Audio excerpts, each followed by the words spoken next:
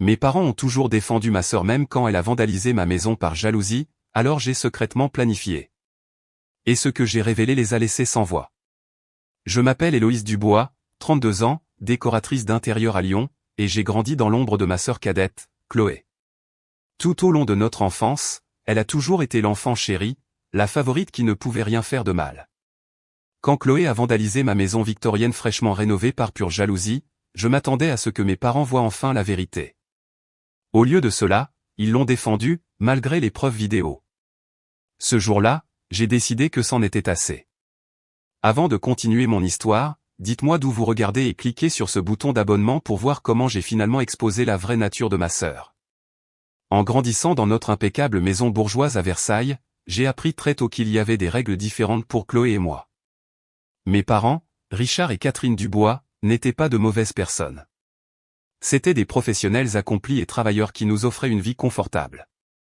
Papa dirigeait son propre cabinet d'expertise comptable tandis que maman travaillait comme pédiatre. De l'extérieur, nous semblions être la famille française parfaite, mais entre les murs de notre foyer, le favoritisme était douloureusement évident. Le schéma a commencé à la naissance de Chloé, quand j'avais 4 ans. Je me souviens encore du jour où ils l'ont ramenée à la maison, enveloppée dans une couverture rose avec un minuscule bandeau à nœud. C'est ta sœur, avait dit maman, et tu dois toujours veiller sur elle. Cette responsabilité est devenue une voie à sens unique qui a défini notre relation pendant des décennies. Mon premier souvenir du favoritisme remonte à mon 7e anniversaire. On m'avait promis une fête spéciale avec un magicien, car je parlais de magie depuis des mois. La veille de mon anniversaire, Chloé, alors âgée de 3 ans, a attrapé un léger rhume. Rien de grave, juste un nez qui coulait une légère fièvre. Mon anniversaire a été immédiatement rétrogradé à un gâteau à la maison, juste avec notre famille. Pas d'amis, pas de magicien. Maman a passé la journée à soigner Chloé tandis que papa chantait mollement « Joyeux anniversaire » avant de retourner travailler dans son bureau à domicile. Comparez cela aux anniversaires de Chloé, qui étaient toujours des affaires extravagantes, quelles que soient les circonstances. Quand j'ai eu la grippe lors de son 5e anniversaire, maman a engagé une babysitter pour me garder dans ma chambre afin que je ne gâche pas le jour spécial de Chloé. J'ai regardé par la fenêtre de ma chambre des promenades à poney et des clowns divertir 20 enfants hurlant dans notre jardin. Les résultats scolaires suivaient le même schéma. Mes excellentes notes étaient attendues, accueillies par des hochements de tête désinvoltes et de rapides, c'est bien. Quand j'ai gagné le concours scientifique régional en 4e, papa n'a pas pu venir parce que Chloé avait un match de foot où elle était surtout assise sur le banc. Maman est arrivée pour les 10 dernières minutes de ma cérémonie de remise des prix, s'excusant que Chloé avait besoin de son soutien à l'entraînement. Pendant ce temps, le décembre 2020 de Chloé en mathématiques était célébré avec de la glace parce qu'elle avait tellement essayé. Son trophée de participation pour être arrivée dernière à une compétition de natation justifiait un dîner spécial où mes parents trinquaient à sa persévérance. Quand elle a été choisie pour jouer l'arbre numéro 3 dans la pièce de l'école, ils ont envoyé des fleurs et pris des dizaines de photos, tandis que mon rôle principal dans la comédie musicale du lycée a reçu un « Désolé, nous n'avons pas pu venir, mais nous sommes sûrs que tu t'en es bien sorti ». Les années universitaires ont rendu la division encore plus flagrante. Malgré mes excellentes notes et mes activités extrascolaires, mes parents m'ont informé qu'ils ne pouvaient contribuer que minimalement à mes études. Nous devons aussi économiser pour l'avenir de Chloé, ont-ils expliqué. J'ai cumulé 3 emplois à temps partiel tout en maintenant un cursus complet à l'université de Lyon, obtenant mon diplôme avec mention et 40 000 € de prêts étudiants. Chloé, en revanche, a fréquenté 5 universités différentes en 6 ans, changeant de filière chaque fois qu'elle trouvait les cours trop stressants. Mes parents ont financé chaque changement, chaque appartement, chaque voiture. Quand elle a abandonné pour la dernière fois à 24 ans, ils ont appelé cela « trouver sa voie » et lui ont acheté un appartement comme nouveau départ. Malgré tout, j'ai essayé de maintenir une relation avec ma famille. J'appelais chaque semaine, je rendais visite pendant les vacances et je n'ai jamais directement confronté la disparité dans la façon dont nous étions traités. Je me disais que la famille était la famille et qu'un jour ils verraient ma valeur. Ma meilleure amie, Manon, a été témoin de cette dynamique depuis notre rencontre en CE2. Tes parents sont aveugles quand il s'agit de ta sœur, disait-elle. C'est comme s'ils vivaient dans une réalité alternative. Manon était particulièrement indignée lorsque mes parents ont oublié d'appeler le jour de ma remise de diplôme universitaire parce qu'ils aidaient Chloé à déménager dans un énième appartement après qu'elle se soit fait renvoyer d'un autre emploi. C'est Manon qui m'a emmené fêter ça, Manon qui m'a aidé à trouver mon premier appartement, Manon qui m'a encouragé à poursuivre ma passion pour la décoration d'intérieur malgré la réaction tiède de mes parents à mon choix de carrière. Tu peux construire ta propre vie, m'a-t-elle dit. Une vie où tu es valorisé pour exactement qui tu es. Et lentement, c'est exactement ce que j'ai fait. Après l'université, j'ai obtenu un poste de débutante dans une petite mais respectée agence de design à Lyon. Si le salaire était minime, l'expérience était inestimable. J'ai passé 3 ans à absorber tout ce que je pouvais, travaillant les nuits et les week-ends pour faire mes preuves. Ma patronne, Éléonore, est devenue le mentor dont j'avais toujours rêvé, quelqu'un qui reconnaissait mon talent et me poussait à le développer davantage. Tu as un œil pour les espaces qui ne s'enseignent pas, m'a-t-elle dit lors de ma 2e année. Tu ne vois pas seulement des pièces, tu vois des possibilités. À 27 ans, j'avais économisé suffisamment pour créer ma propre entreprise, Héloïse Dubois Intérieur. Les 2 premières années ont été difficiles, remplies de petits contrats et de budgets serrés, mais je me suis bâti une réputation pour transformer des espaces avec des solutions créatives qui ne nécessitaient pas des budgets massifs. Un article dans le magazine Maison et Décoration a attiré des clients plus fortunés, et soudain, mon entreprise prospérait. À 30 ans, j'ai réalisé ce qui semblait autrefois impossible, j'ai acheté ma propre maison, une demeure victorienne négligée dans un quartier recherché qui nécessitait d'importantes rénovations.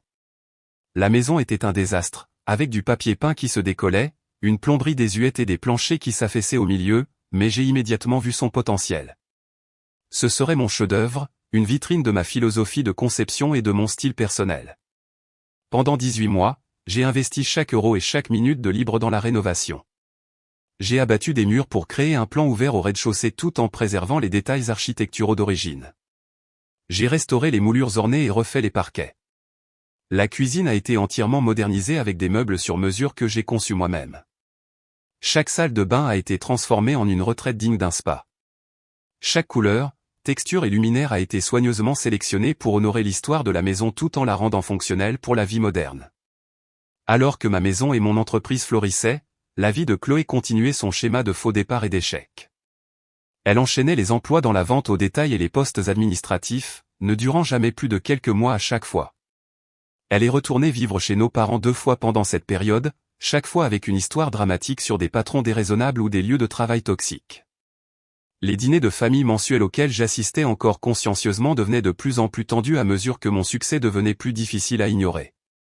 Une soirée particulièrement mémorable s'est produite juste après que j'ai décroché un contrat pour concevoir l'intérieur d'un nouvel hôtel de luxe dans le centre de Lyon, mon plus grand projet à ce jour. J'ai des nouvelles excitantes, ai-je dit alors que nous nous asseyions pour manger. J'ai remporté l'appel d'offres pour l'hôtel Archer en centre-ville. C'est une énorme opportunité. Maman a vaguement hoché la tête. C'est bien, ma chérie. As-tu entendu que Chloé a un entretien au centre commercial la semaine prochaine pour un poste de responsable adjointe? Adjointe au responsable, a corrigé Chloé, bien que la distinction n'ait pas tempéré l'enthousiasme de mes parents. C'est un pied dans la porte de la gestion de la vente au détail, a déclaré papa avec fierté. Ils n'ont interrogé que 5 personnes pour le poste. La conversation s'est poursuivie sur ce ton pendant 20 minutes, disséquant chaque détail de l'entretien à venir de Chloé, tandis que l'étape importante de ma carrière était laissée de côté. Au moment du dessert, Chloé s'est soudainement souvenue de mes nouvelles. Alors, ce truc de l'hôtel, c'est comme choisir des coussins et des trucs comme ça? C'est un peu plus complexe, ai-je expliqué, essayant de ne pas laisser paraître mon agacement. Je vais concevoir tous les espaces publics et créer des modèles de chambres pour tout l'hôtel. C'est un contrat à 7 chiffres en euros. La table est tombée silencieuse. Le visage de Chloé s'est assombri. Eh bien, tu ne te prends pas pour n'importe qui, a-t-elle marmonné. Certains d'entre nous doivent travailler à de vrais emplois, tu sais. La décoration d'intérieur est un vrai métier, ai-je répondu calmement. J'ai travaillé très dur pour arriver où j'en suis. Oh, s'il te plaît, a ricané Chloé. Tu as toujours été si pleine de toi. Jouer avec des échantillons de tissu, ce n'est pas exactement sauver des vies. Plutôt que de me défendre, maman a rapidement changé de sujet tandis que papa remplissait le verre de vin de Chloé. Le schéma était si familier qu'il en était presque comique. Alors que la rénovation de ma maison touchait à sa fin et que mon entreprise continuait de prospérer, la jalousie de Chloé s'intensifiait. Lors d'un autre dîner de famille, elle a accidentellement renversé du vin rouge sur tous les échantillons de tissu que j'avais apportés pour montrer à mes parents. Lorsque j'ai fait l'objet d'un article dans un magazine local, elle a raconté à des connaissances communes que j'avais couché pour obtenir l'article. Au mariage de ma cousine, elle a fait une scène lorsque plusieurs parents m'ont posé des questions sur mes projets récents au lieu de se concentrer sur sa nouvelle coupe de cheveux. Malgré tout, mes parents sont restés fermement de son côté, trouvant des excuses à son comportement et suggérant que je la provoquais en étalant mon succès. Pendant ce temps, j'ai rencontré Julien, un architecte qui collaborait souvent avec mon agence. Contrairement à ma famille, il célébrait mes réussites et comprenait le travail qu'elles impliquaient. Après 6 mois de relation, je l'ai finalement présenté à mes parents, pour que Chloé monopolise tout le dîner avec une histoire dramatique sur sa dernière injustice au travail. Plus tard dans la nuit, Julien a posé la question qui était sur les lèvres de Manon depuis des années, « Pourquoi continues-tu à te soumettre à ça ? Il ne t'apprécie clairement pas, c'est ma famille, » ai-je dit, la réponse sonnant creuse même à mes propres oreilles. « La famille devrait te soutenir, pas te démolir » a-t-il répondu. « Tu mérites mieux que ça. » Au fond de moi, je savais qu'il avait raison, mais des décennies de conditionnement sont difficiles à briser, et une partie de moi espérait encore qu'un jour mes parents me verraient clairement. Cet espoir était sur le point d'être complètement anéanti. Après 18 mois de rénovation, ma demeure victorienne était enfin terminée. Chaque pièce était un témoignage de ma vision et de mon travail acharné. La transformation était si spectaculaire que Architectural Digest avait programmé une séance photo pour le mois suivant. Pour fêter ça, j'ai décidé d'organiser une petite pendaison de crémaillère pour mes amis proches, mes collègues et ma famille. J'ai passé des jours à préparer, planifiant un menu d'amuse-bouches élégant et sélectionnant des vins qui complétaient l'atmosphère sophistiquée que j'avais créée. Des fleurs fraîches ornaient chaque pièce et un éclairage subtil mettait en valeur les éléments architecturaux que j'avais minutieusement restaurés. La soirée a parfaitement commencé. Manon est arrivée tôt pour aider aux derniers préparatifs, et Julien a accueilli les invités à leur arrivée. Mon mentor, Éléonore, a apporté un magnifique vase ancien en cadeau de pendaison de crémaillère, et mes collègues se sont exclamés devant des détails comme les menuiseries sur mesure et le médaillon de plafond peint à la main dans la salle à manger. Mes parents sont arrivés 1 heure après le début de la fête, offrant une plante de pendaison de crémaillère générique et des compliments superficiels avant de demander si Chloé était arrivée. Elle n'avait pas été invitée. Après la scène au mariage de ma cousine et de multiples autres incidents, j'avais décidé que ma pendaison de crémaillère devait être une célébration sans drame. J'ai dû oublier de lui envoyer son invitation, ai-je menti, ne voulant pas créer de tension. Maman a froncé les sourcils. Tu sais à quel point elle est sensible. Elle sera dévastée d'être exclue. Avant que je puisse répondre, la porte d'entrée s'est ouverte en claquant et Chloé a fait irruption, clairement ivre et furieuse. Jolie fête, sœurette, a-t-elle bredouillé, attrapant une coupe de champagne sur un plateau qui passait. Sympa de ta part de m'inviter. Chloé, ai-je dit doucement, essayant de l'éloigner du groupe principal d'invités, ce n'est pas le bon moment. Peut-être pourrions-nous déjeuner demain. Elle s'est dégagée de mon étreinte. Ne me prends pas de haut. Tu te crois tellement meilleur que tout le monde avec ta maison parfaite et ton travail parfait. Certains d'entre nous n'ont pas tout eu sur un plateau d'argent. L'ironie de sa déclaration était stupéfiante. Les conversations voisines se sont interrompues alors que les invités essayaient de faire semblant de ne pas assister au drame qui se déroulait. Chloé, s'il te plaît, est intervenue maman. Tu es contrariée. Allons prendre l'air. Non. Je veux voir la maison incroyable dont Héloïse ne cesse de parler. Je veux voir ce qui la rend si spéciale. Elle m'a bousculé et a commencé une visite bruyante et moqueuse de ma maison, soulignant les caractéristiques avec des éloges exagérés. Oh, regardez cette lumière sophistiquée et ces sols spéciaux. Mon Dieu, ça doit être bien de n'avoir rien de mieux à faire que de s'obséder pour les couleurs de peinture. Papa se tenait à côté, l'air mal à l'aise, mais n'a fait aucun geste pour l'arrêter. Julien s'est dirigé vers elle, mais j'ai secoué la tête. Toute intervention ne ferait qu'aggraver la situation. Après 15 minutes mortifiantes, Chloé a finalement manqué de souffle lorsqu'elle s'est rendue compte qu'elle n'obtenait pas la réaction qu'elle voulait. Avec un dernier regard noir vers moi, elle a attrapé son sac à main. Cet endroit n'est même pas si génial. C'est prétentieux, tout comme toi. Elle est sortie en trombe, claquant la porte si fort qu'un cadre photo est tombé du mur et s'est brisé.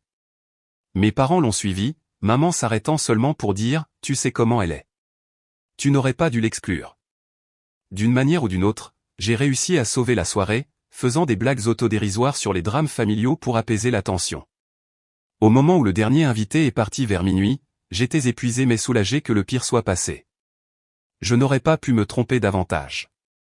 Je me suis réveillé le lendemain matin avec un courant d'air anormalement froid. En descendant en titubant, j'ai découvert la source, la magnifique baille vitrée de mon salon avait été brisée, le verre jonchant le parquet que j'avais passé des milliers d'euros à restaurer. Mais ce n'était que le début. En parcourant la maison sous le choc, j'ai découvert scène après scène de destruction. Mon canapé sur mesure avait été lacéré, le rembourrage arraché et éparpillé comme de la neige. Le tapis persan ancien de la salle à manger était imbibé de ce qui sentait l'eau de javel. Dans la cuisine, les portes des placards pendaient à des charnières cassées, et la porcelaine de ma grand-mère gisait en morceaux sur le sol. Les murs de mon bureau à domicile, fraîchement peints dans une nuance de bleu qui avait mis des semaines à parfaire, étaient maintenant éclaboussés de vin rouge. Mes livres de design et mes portfolios clients avaient été déchirés, les pages flottant dans des flaques d'eau provenant de vases renversés. À l'étage, le miroir de la salle de bain principale portait un message griffonné au rouge à lèvres, plus si parfaite maintenant. La destruction était méthodique et profondément personnelle, ciblant les éléments de ma maison qui comptaient le plus pour moi. Ce n'était pas du vandalisme aléatoire, c'était calculé pour causer une douleur maximale. Les mains tremblantes, j'ai appelé la police, puis Julien, puis Manon. En attendant leur arrivée, je me suis souvenu du système de sécurité que j'avais installé pendant la rénovation. Les caméras couvraient l'extérieur de la maison et l'entrée principale. Lorsque la police est arrivée, je leur ai montré les images. Elles montraient clairement Chloé revenant chez moi vers 3 heures du matin, utilisant le double des clés que j'avais autrefois données à mes parents pour les urgences. Pendant plus d'1 heure, elle s'est déplacée délibérément dans ma maison, détruisant tout ce qu'elle touchait. Le dernier clip l'a montré regardant directement la caméra avec un sourire satisfait avant de partir. Les policiers intervenants étaient compatissants mais pragmatiques. Ils ont pris ma déposition, photographié les dégâts et confirmé que la vidéo constituerait une affaire simple contre Chloé. Ils ont estimé les dommages à bien plus de 100 000 euros. « Voulez-vous porter plainte ?» a demandé l'officier. J'ai hésité. Des années de conditionnement familial me faisaient marquer une pause malgré la dévastation qui m'entourait. « Laissez-moi y réfléchir », ai-je finalement dit. Après leur départ, Julien et Manon m'ont aidé à commencer le processus déchirant de documentation des dommages pour l'assurance. Chaque photographie ressemblait à une nouvelle blessure. « Tu dois porter plainte », a insisté Manon, ramassant soigneusement les éclats de la porcelaine de ma grand-mère. « C'est criminel. »« Elle est malade », ai-je dit, ne sachant pas pourquoi je trouvais encore des excuses. « Elle a besoin d'aide. »« Ce dont elle a besoin, ce sont des conséquences », a rétorqué Julien. Ce n'est pas un appel à l'aide, c'est une attaque délibérée. Au fond de moi, je savais qu'ils avaient raison, mais avant de prendre une décision, je devais parler à mes parents. Sûrement maintenant, avec des preuves irréfutables, ils reconnaîtraient enfin la vérité sur leur fille cadette. Je les ai appelés immédiatement, ma voix se brisant alors que je décrivais la destruction. « J'ai besoin que vous veniez », ai-je dit. « Vous devez voir ce que Chloé a fait. » Leur réponse allait tout changer. Mes parents sont arrivés 2 heures plus tard. Entre-temps, Manon, Julien et moi n'avions que très peu progressé dans le nettoyage de la destruction. Le choc sur leur visage en entrant m'a donné un espoir momentané qu'ils verraient enfin la situation clairement. Maman a couvert sa bouche de sa main. « Oh, mon Dieu !» a-t-elle murmuré, regardant l'épave de mon salon.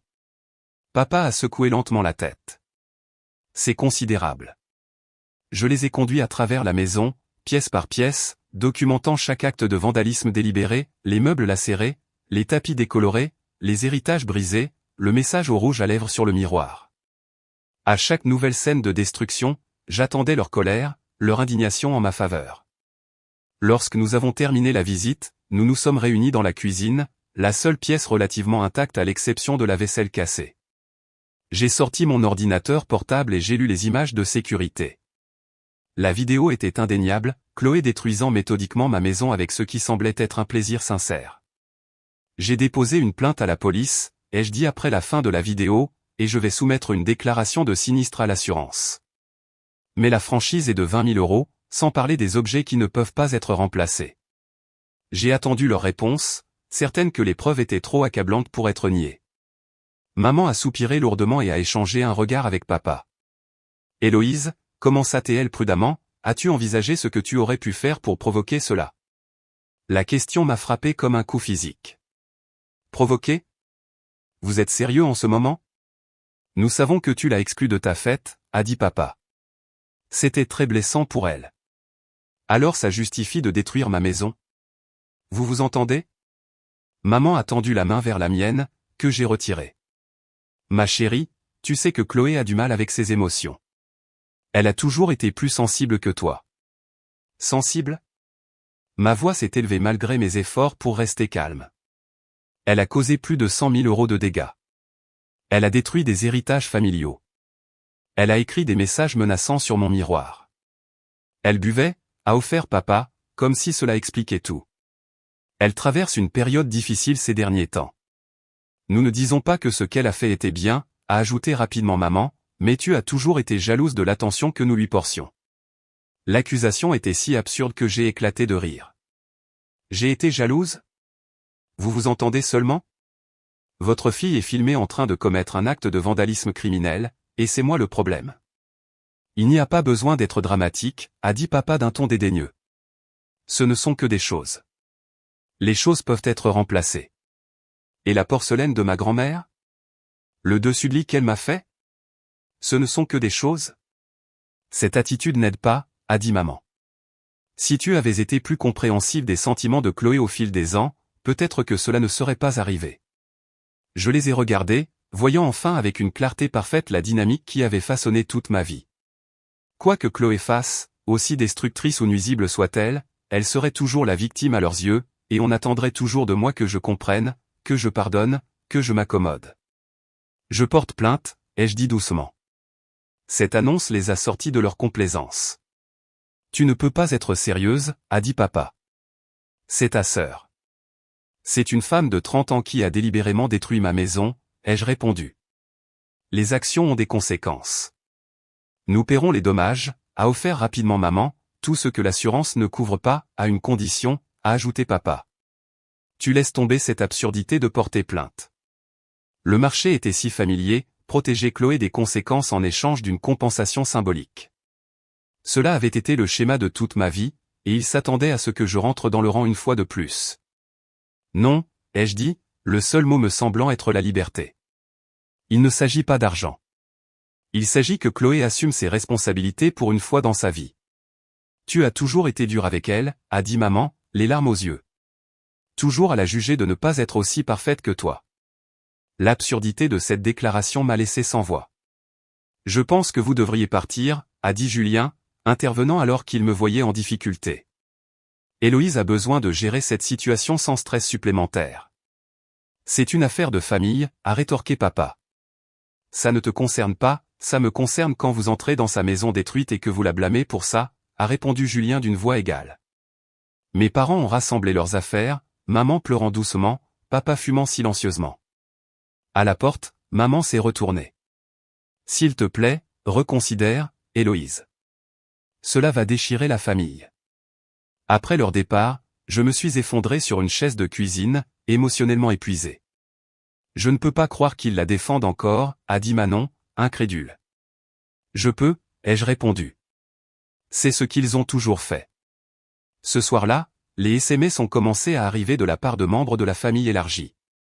Apparemment, Chloé avait partagé sa version des événements, se présentant comme la victime de mon snobisme et de ma provocation. Selon son histoire, je l'avais humiliée à la fête et elle avait simplement réagi émotionnellement à ma cruauté. Le plus choquant était que de nombreux parents semblaient accepter sa version malgré l'invraisemblance de ses affirmations. Des cousins dont j'avais été proche suggéraient que je devrais être la plus mature et considérer les sentiments de Chloé. Une tante m'a averti que, la famille, c'est pour toujours, et m'a déconseillé toute action en justice qui ne ferait qu'engendrer plus de douleur. Assise au milieu des décombres de ma maison et de mes relations familiales, j'ai finalement accepté ce que Julien et Manon me disaient depuis des années, ce schéma ne changerait jamais à moins que je ne change ma réponse. Pendant 3 décennies, j'avais accepté mon rôle de responsable, de compréhensive, de celle qui pardonnerait et s'accommoderait toujours.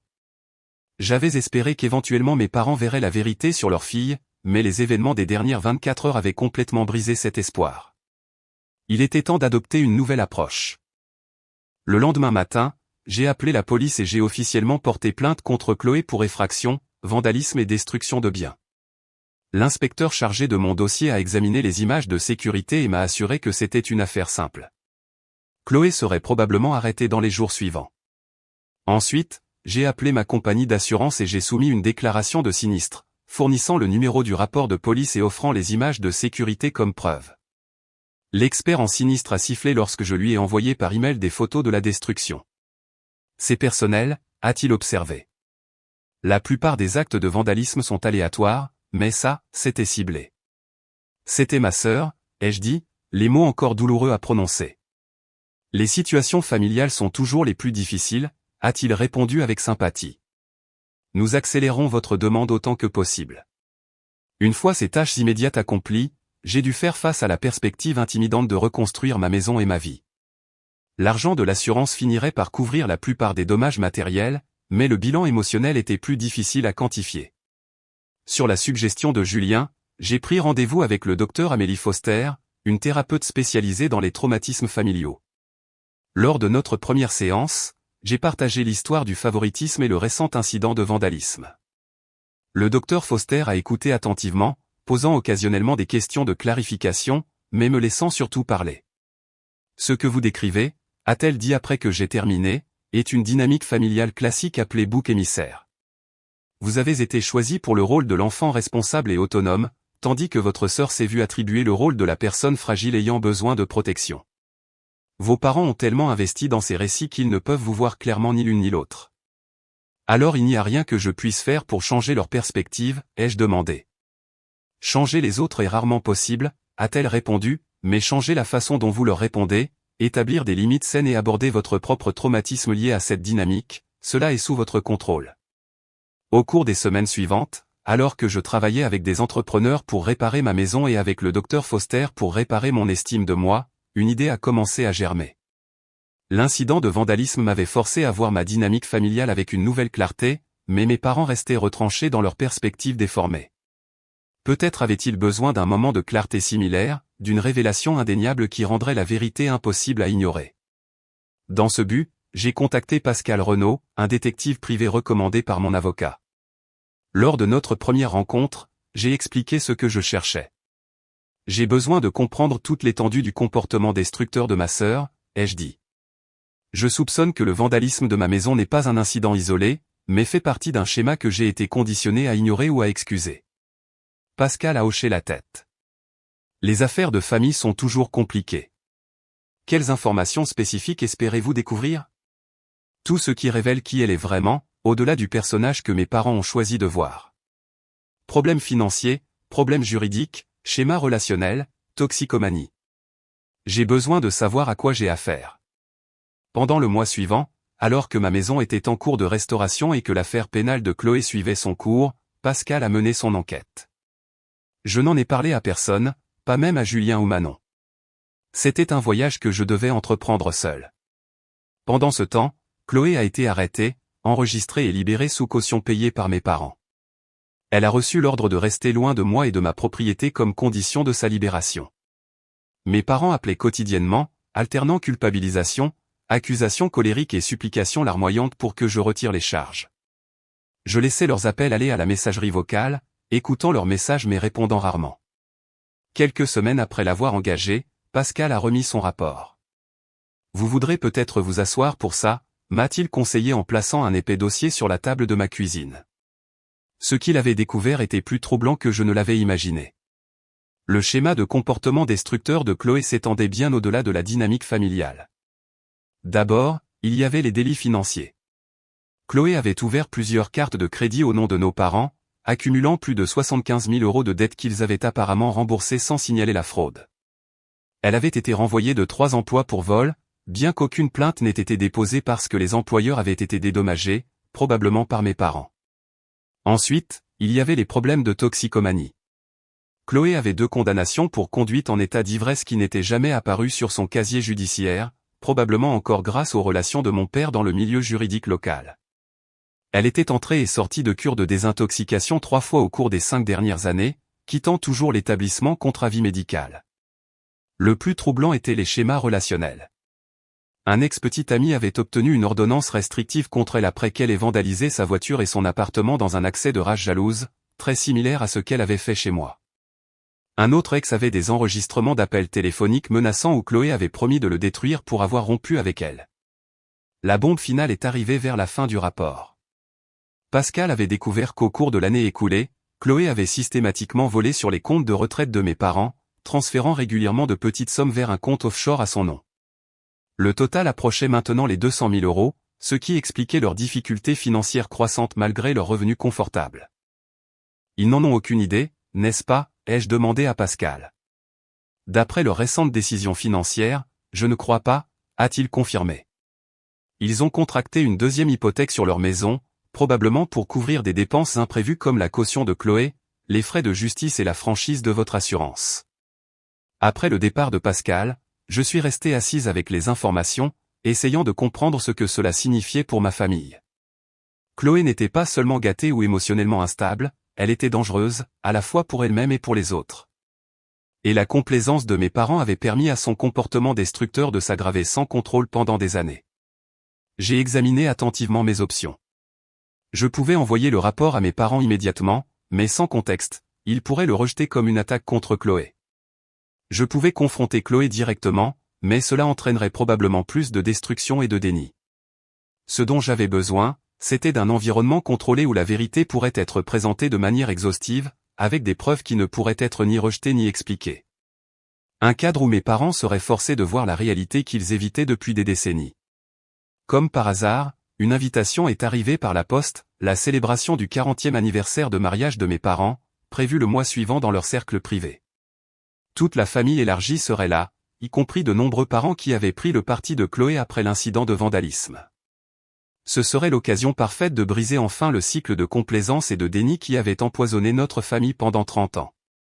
Au cours des semaines suivantes, je me suis préparé méthodiquement.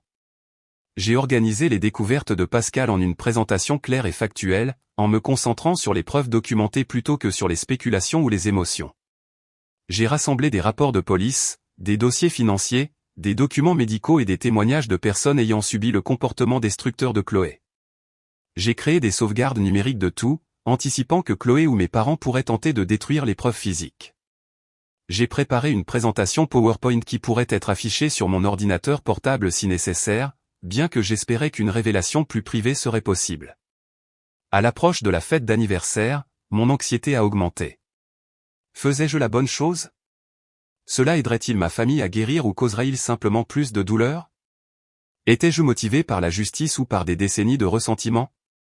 Le docteur Foster m'a aidé à travailler sur ces questions lors de nos séances.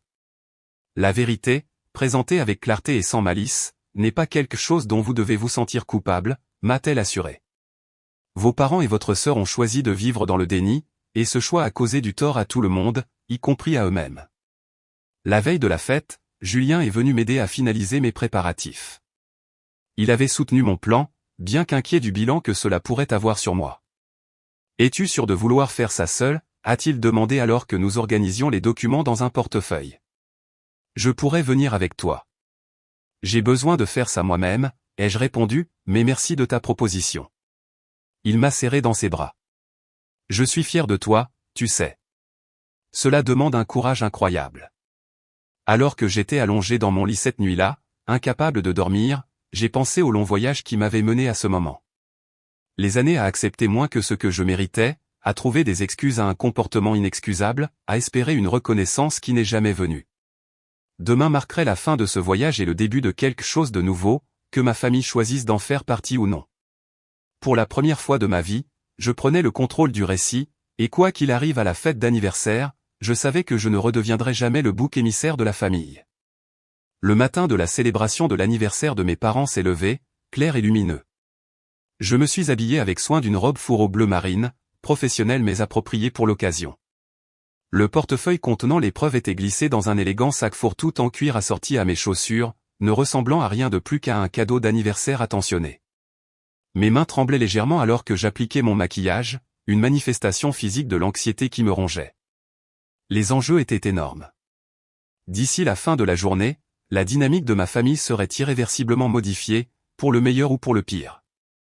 Le cercle privé où se déroulait la célébration était un témoignage du statut social de mes parents dans la communauté. Des lustres en cristal pendaient à des plafonds à caissons, et des baies vitrées donnaient sur le terrain de golf méticuleusement entretenu. Environ 60 invités étaient déjà arrivés lorsque je suis entré, principalement des membres de la famille et des amis de longue date de mes parents. Maman m'a repéré immédiatement et s'est précipitée vers moi, son expression un mélange de surprise et d'espoir prudent.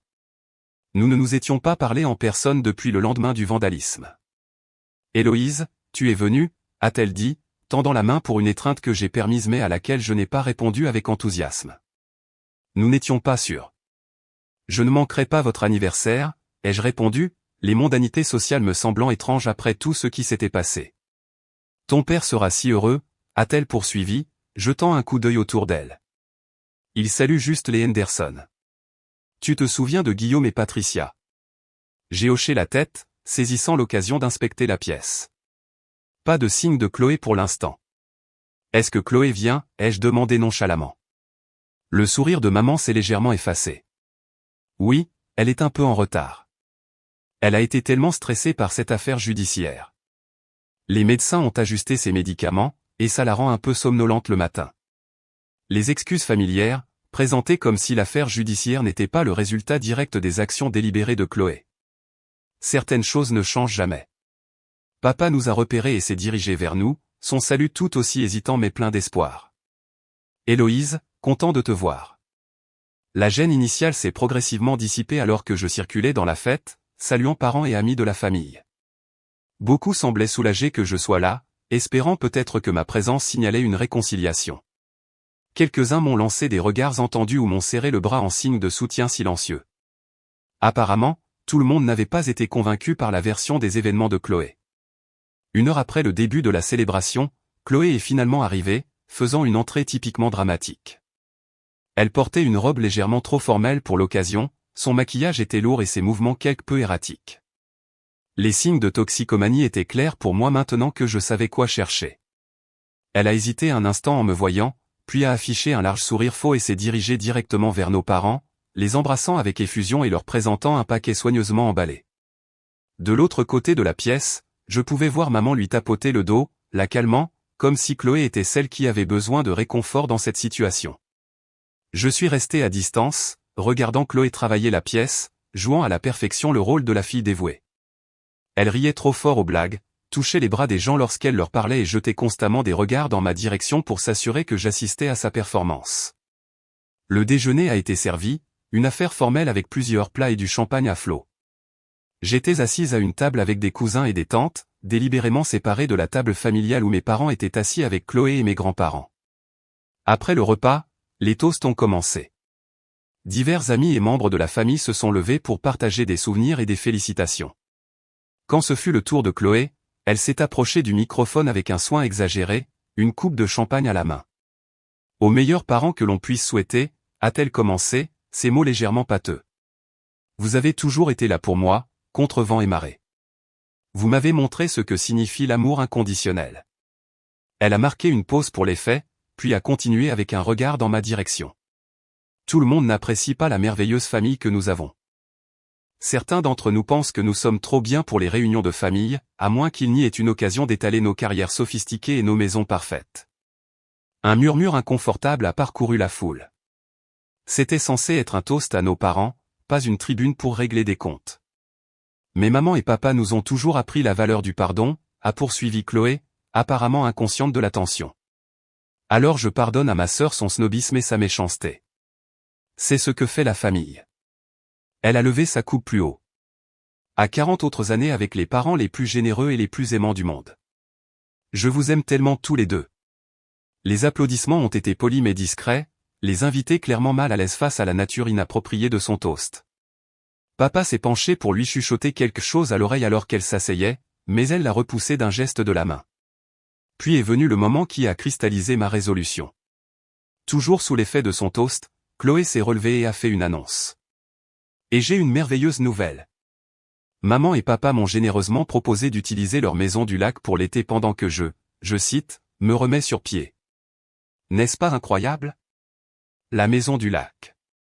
La magnifique propriété en Savoie que j'avais aidé mes parents à rénover 2 ans auparavant, consacrant des centaines d'heures de travail de design professionnel comme cadeau d'anniversaire. L'endroit qu'ils avaient promis serait toujours ouvert à leurs 2 filles de manière égale. J'ai regardé les visages de mes parents, j'ai vu leur faible sourire et leur hochement de tête de confirmation. À ce moment-là, tous les doutes que j'avais sur mon plan se sont évaporés. Ce schéma ne finirait jamais à moins que je n'y mette fin. J'ai attendu la fin du programme officiel et que les invités commencent à se disperser. Puis je me suis approché de la table de mes parents, portefeuille à la main. « Pourrais-je vous parler à tous les deux en privé ?» ai-je demandé. « J'ai un cadeau d'anniversaire que j'aimerais partager avec vous. » Ils ont échangé des regards, clairement méfiants mais ne voulant pas créer de scène. « Bien sûr, » a dit papa. « Nous pouvons utiliser le bureau du directeur du cercle. Il nous l'a proposé plus tôt si nous avions besoin d'un moment de calme. Chloé devrait venir aussi, ai-je ajouté. Cela la concerne également. » Les yeux de Chloé se sont rétrécis suspicieusement, mais la curiosité l'a emporté. « Bien, » a-t-elle dit en ramassant son sac à main. Le bureau du directeur était une pièce lambrissée avec un grand bureau et plusieurs fauteuils confortables. J'ai fermé la porte derrière nous et j'ai pris une profonde inspiration. « Avant de vous donner mon cadeau, ai-je commencé, je veux dire que ce que je vais partager vient d'un souci sincère, pas d'une vengeance.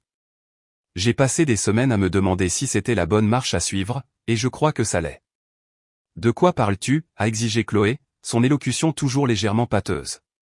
J'ai ouvert mon portefeuille et j'en ai sorti un document relié, le tendant à mon père. Ceci est un rapport complet sur les activités de Chloé au cours des 5 dernières années, compilé par un détective privé agréé. « Tu m'as fait enquêter » a hurlé Chloé, se jetant sur le document. Papa l'a éloigné d'elle, son expression s'assombrissant. « Héloïse, c'est complètement inapproprié » a dit maman. « Quel que soit le jeu auquel tu joues, ce n'est ni le moment ni l'endroit. »« Ce n'est pas un jeu » ai-je répondu calmement. « Il s'agit de faire face à la réalité avant qu'il ne soit trop tard. » « Saviez-vous que Chloé vole systématiquement sur vos comptes de retraite ? » « C'est un mensonge » a crié Chloé, son visage déformé par la rage. J'ai sorti un dossier de relevés financiers de mon portefeuille. Ce sont des relevés de vos comptes montrant des virements réguliers vers un compte offshore au nom de Chloé. Le total est d'un peu moins de 200 000 €. Le visage de papa a pâli alors qu'il parcourait les documents. Ce sont des informations confidentielles. Comment les as-tu obtenues ? C'est votre question, pas de savoir si elles sont exactes, ai-je demandé, incrédule. C'est faux, a insisté Chloé. Elle invente ça pour vous monter contre moi parce qu'elle a toujours été jalouse. J'ai continué méthodiquement, présentant les preuves, la fraude à la carte de crédit, les conduites en état d'ivresse, l'ordonnance restrictive, le schéma de vol et de destruction qui s'était aggravé au fil des ans pendant que mes parents regardaient ailleurs. À mesure que les preuves s'accumulaient, les dénégations de mes parents s'affaiblissaient. Maman a commencé à pleurer doucement tandis que le visage de papa passait par la colère, l'incrédulité et finalement une horreur naissante. La stratégie de Chloé a évolué lorsqu'elle s'est rendue compte que le déni ne fonctionnait pas. Elle a essayé de minimiser, ce n'était pas tant d'argent, de justifier, vous me le devez après tout ce que j'ai traversé, et finalement, lorsque cela a échoué, d'attaquer. Tu te crois si parfaite, n'est-ce pas, m'a-t-elle craché au visage, son sang-froid complètement brisé. Petite Miss parfaite avec sa carrière parfaite et sa maison parfaite que j'aurais dû saccager plus à fond quand j'en avais l'occasion. L'aveu flottait dans l'air entre nous. Jusqu'à ce moment, Chloé avait soutenu à nos parents que le vandalisme avait été une explosion émotionnelle, pas un acte prémédité. Tu l'avais prévu, a murmuré maman, le choc évident dans sa voix. Bien sûr que je l'avais prévu, a crié Chloé, se moquant de l'impression qu'elle faisait. Elle le méritait. Étalant son succès, agissant comme si elle était meilleure que moi. Vous avez toujours pris son parti. L'absurdité de cette déclaration aurait pu être comique si la situation n'était pas si tragique. Mes parents semblaient véritablement confus. Pris son parti, a répété papa. Chloé, nous t'avons soutenu en tout. Nous avons payé tes factures, couvert tes erreurs, t'avons défendu auprès de tout le monde. Ce n'est jamais assez, a pleuré Chloé. Rien n'est jamais assez. Elle s'est jetée sur le portefeuille toujours entre mes mains, mais j'ai reculé rapidement. Dans son état d'ébriété, elle a perdu l'équilibre et s'est écrasée contre le bureau, en voyant une lampe s'écraser au sol. Le bruit a attiré l'attention de l'extérieur. On a frappé à la porte et mon oncle David a passé la tête. Tout va bien ici ? Nous avons entendu un fracas. Le tableau devait être assez spectaculaire, Chloé débraillée et clairement agitée, maman en larmes, papa tenant des relevés financiers avec une expression abasourdie, et moi debout calmement au centre de la tempête. Nous avons une discussion de famille, ai-je dit. Pourriez-vous nous donner quelques minutes de plus? Mais d'autres parents s'étaient rassemblés devant la porte, attirés par l'agitation. Ma tante Suzanne s'est frayé un chemin, suivie de plusieurs cousins. Que se passe-t-il? A exigé Suzanne. Richard, Catherine, que se passe-t-il? Avant que quiconque puisse répondre, Chloé s'est lancée dans une tirade. Héloïse essaie de monter tout le monde contre moi. Elle a inventé des mensonges sur moi, disant que je vole et que je bois.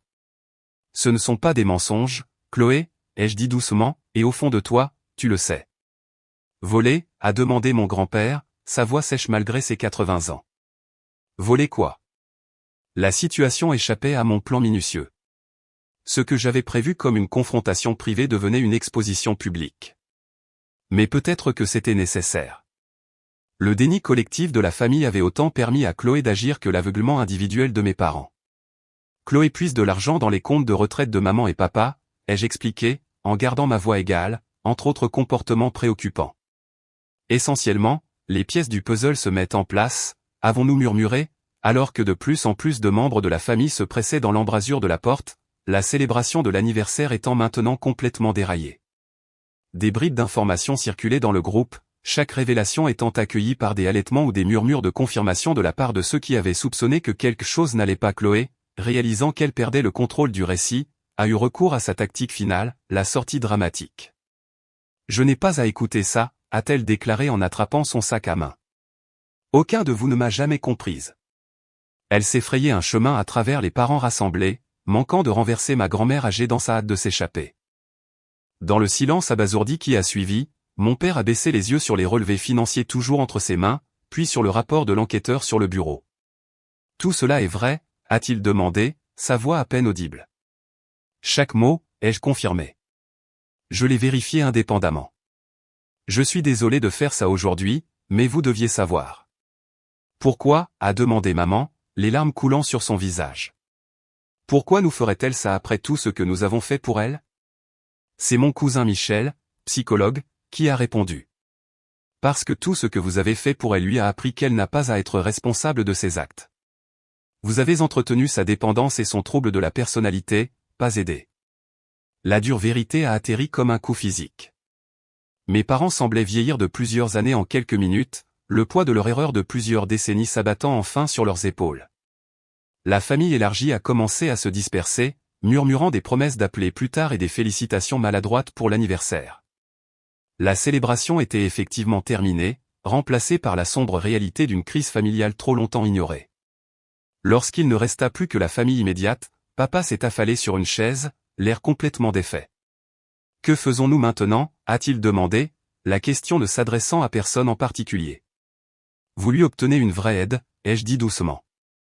Pas le genre qui la protège des conséquences, mais le genre qui la force à y faire face. Et vous vous protégez vous-même, vos finances et votre avenir. Nous l'avons laissé tomber, a murmuré maman. Nous vous avons laissé tomber toutes les deux.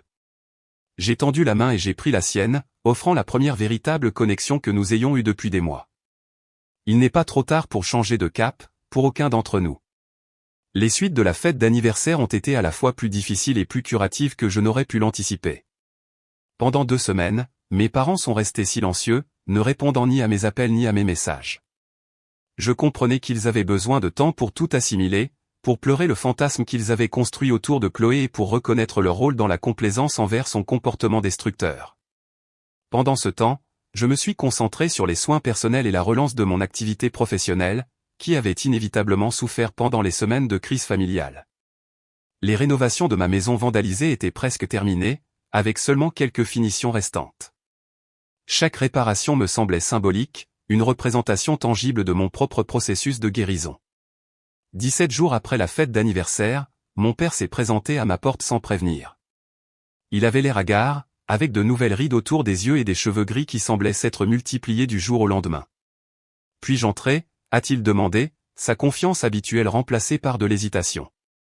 Je me suis écarté pour le laisser entrer, le conduisant au salon fraîchement restauré où nous nous sommes assis l'un en face de l'autre dans un silence inconfortable. Ta maison est magnifique, a-t-il finalement dit. Tu as fait un travail incroyable avec les réparations. Merci, ai-je répondu, attendant qu'il en vienne au véritable but de sa visite. Il s'est raclé la gorge. Héloïse, je te dois des excuses. Pas seulement pour ce qui s'est passé après le vandalisme, mais pour toute une vie à ne pas te voir clairement. Les mots que j'avais attendus pendant des décennies ont atterri doucement dans l'espace entre nous. Après que tu sois parti de la fête, a-t-il continué, ta mère et moi avons passé des heures à examiner ce rapport. Puis nous avons commencé à regarder nos propres dossiers, nos propres souvenirs. Le schéma était si évident une fois que nous nous sommes permis de le voir. Il a passé une main dans ses cheveux clairsemés. Nous suivons une thérapie familiale, essayant de comprendre comment nous avons pu être si aveugles pendant si longtemps. Le thérapeute dit que nous avons créé une dynamique où Chloé était perpétuellement la victime et toi, on s'attendait à ce que tu sois la forte qui n'avait jamais besoin de rien. Ça semble exact, ai-je dit, ma voix stable malgré l'émotion qui montait dans ma poitrine. Nous avons également rencontré des conseillers financiers et des avocats, a-t-il ajouté. La situation de nos comptes était encore pire que ce que votre enquêteur avait découvert. Nous avons dû prendre des décisions difficiles. Il a expliqué qu'ils avaient gelé tous les comptes auxquels Chloé avait accès et déposé des rapports de fraude auprès de leur banque.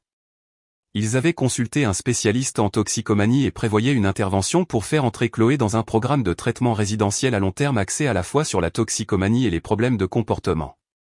Elle n'ira pas de son plein gré, ai-je dit, ayant été témoin d'assez de manipulations de Chloé pour savoir qu'elle résisterait à tout ce qui restreindrait sa liberté ou son accès aux substances. Non, elle n'ira pas, a convenu papa. C'est pourquoi nous avons fixé des limites fermes pour la première fois. Elle peut choisir le programme de traitement, ou elle peut faire face à des poursuites pénales pour la fraude financière. Et nous ne la sortirons pas non plus des accusations de vandalisme. La résolution dans sa voix était nouvelle, et j'ai senti un espoir prudent qu'un réel changement pourrait être possible. Ta mère voulait venir aujourd'hui, mais elle a encore du mal, a-t-il admis. Elle a l'impression d'avoir laissé tomber ses 2 enfants, et la culpabilité est écrasante. J'aimerais lui parler quand elle sera prête, ai-je dit. Il y a de la guérison nécessaire de tous les côtés. Papa a hoché la tête, les larmes aux yeux. Nous sommes si fiers de toi, Héloïse. Non seulement pour ton succès, mais pour ta force à nous forcer à voir la vérité. Ça n'a pas dû être facile. Ce ne l'était pas, ai-je confirmé, mais c'était nécessaire. 2 jours plus tard, j'ai rencontré mes 2 parents pour un café dans un lieu neutre. Maman s'est effondrée en larmes presque immédiatement, s'excusant à travers ses larmes pour des années à avoir négligé mes réussites et à s'attendre à ce que je comprenne toujours, pardonne toujours, m'accommode toujours. Nous avons mis tellement d'énergie à essayer de réparer Chloé que nous n'avons jamais apprécié que tu n'avais pas besoin d'être réparée, a-t-elle dit en me serrant la main par-dessus la table. Tu étais notre roc, et nous avons pris cela pour acquis. Au cours des semaines suivantes, notre relation a entamé une reconstruction timide. Il y a eu des conversations difficiles, des moments de retour en arrière dans les anciens schémas, et la gêne inévitable de l'établissement de nouvelles dynamiques plus saines. Mais il y avait aussi une honnêteté croissante entre nous qui n'avait jamais existé auparavant. L'intervention avec Chloé s'est déroulée comme prévu, avec des accusations dramatiques, des tentatives de manipulation et finalement, face aux limites inflexibles de nos parents, une acceptation à contre-cœur de l'option de traitement. Elle est partie pour un établissement en Suisse le lendemain, devant y rester au moins 6 mois. Je suis resté à distance de ce processus, soutenant les efforts de mes parents mais reconnaissant que ma présence ne ferait que compliquer une situation déjà volatile. Ma propre guérison ne pouvait pas dépendre du rétablissement de Chloé ou de sa reconnaissance du mal qu'elle avait causé. 6 mois après la confrontation à la fête d'anniversaire, mes parents m'ont invité à dîner chez eux. C'était la première fois que nous nous réunissions là depuis avant l'incident de vandalisme. Nous avons quelques nouvelles, a dit papa alors que nous étions assis autour de la table de la salle à manger, l'atmosphère plus détendue qu'elle ne l'avait été depuis des années. Ils ont partagé que Chloé avait terminé la phase initiale de son programme de traitement et se trouvait maintenant dans un établissement de transition avec plus d'indépendance mais une thérapie et un suivi continu. Elle travaillait à temps partiel au centre et, selon ses conseillers, montrait de réels progrès dans l'acceptation de la responsabilité de ses actes. Elle a demandé à te faire amende honorable, a dit maman prudemment, mais ses thérapeutes et les nôtres conviennent que cela ne devrait se produire que si et quand tu seras prête. Je ne suis pas prête, ai-je admis. Peut-être un jour, mais pas encore. Nous comprenons, m'a assuré papa. Tes limites seront respectées. Ils ont également partagé qu'ils avaient vendu la maison du lac et leur 2e voiture, réduisant leur train de vie pour réparer une partie des dommages financiers et financer le traitement de Chloé. La deuxième hypothèque sur leur maison mettrait des années à être remboursée, mais ils avaient un plan en place. Nous nous adaptons à une nouvelle réalité, a expliqué maman. C'est humiliant, mais aussi libérateur d'une certaine manière. Alors que nous terminions le dîner, j'ai remarqué quelque chose d'important, pas une seule fois il n'avait trouvé d'excuse à Chloé ou suggéré que je devais pardonner et oublier. Le changement était profond. Dans ma propre vie, la guérison s'est également poursuivie. Mon entreprise a prospéré, l'article d'Architectural Digest attirant l'attention nationale sur mon travail. Julien et moi nous sommes rapprochés, notre relation se renforçant à travers la crise. Manon est restée mon amie fidèle, toujours prête avec du recul et de l'humour lorsque les problèmes familiaux menaçaient de me submerger. La phase finale de la restauration de ma maison s'est achevée exactement 1 an après le vandalisme. J'ai décidé de marquer l'occasion par une petite réunion, beaucoup plus intime que la pendaison de crémaillère malheureuse qui avait précédé la destruction. En accueillant Julien, Manon et quelques collègues proches dans mon espace magnifiquement restauré, j'ai ressenti un sentiment de paix qui m'avait échappé pendant la majeure partie de ma vie. La maison était redevenue une vitrine de ma vision du design, mais c'était aussi quelque chose de plus, un symbole de résilience, du pouvoir de la vérité et de ma propre valeur qui ne dépendait plus de la validation familiale. Plus tard dans la soirée, alors que mes invités savouraient le dessert dans la salle à manger, je suis entré dans mon bureau à domicile pour un moment de réflexion tranquille. Au mur était accrochée une simple citation encadrée que le docteur Foster avait partagée lors d'une de nos séances, « La vérité vous rendra libre, mais d'abord elle vous rendra misérable ». Combien cela s'était avéré exact. Le chemin vers cette nouvelle réalité avait été douloureux, désordonné et parfois déchirant, mais de l'autre côté, je ne changerai pas ma décision d'avoir enfin dit la vérité qui avait été ignorée pendant des décennies. Ma relation avec mes parents a continué d'évoluer, parfois en trébuchant, mais toujours avec plus d'honnêteté qu'auparavant. Quant à savoir si Chloé et moi reconstruirions un jour une quelconque relation, cela restait une question ouverte, une question à laquelle je ne me sentais plus obligé de répondre. Ce que je savais avec certitude, c'est que je m'étais libéré du rôle qui m'avait été assigné depuis l'enfance. Je n'étais ni la pardonneuse perpétuelle ni la performeuse mésestimée. J'étais simplement Héloïse, digne de reconnaissance, de respect et d'amour, non pas malgré ma force, mais grâce à elle. En rejoignant ma famille choisie dans la salle à manger, j'ai reconnu silencieusement le chemin parcouru. Le voyage n'était pas terminé, mais pour la première fois peut-être de ma vie, je le parcourais selon mes propres termes, avec des limites intactes, la vérité comme boussole. Avez-vous déjà dû établir des limites difficiles avec des membres de votre famille qui ne pouvaient pas voir des schémas nuisibles? J'aimerais entendre vos expériences dans les commentaires ci-dessous. Et si mon histoire a résonné en vous, veuillez aimer, vous abonner et la partager avec quelqu'un qui pourrait avoir besoin d'entendre que défendre sa vérité, bien que difficile, peut finalement mener à la guérison. Merci de faire partie de ce voyage avec moi.